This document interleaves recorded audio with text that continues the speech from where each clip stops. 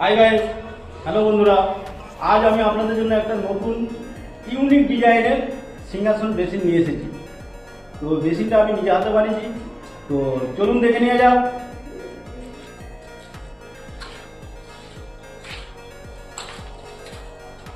এই হচ্ছে বেসিন। এখানে একটা আয়না ফিট করার অপশন রাখা হয়েছে। আচ্ছা, বেসিনের মধ্যে তিনখানা কালার লাইট পয়েন্ট করা হয়েছে, দেখতে পাচ্ছেন। এটা উপরে ছাদ।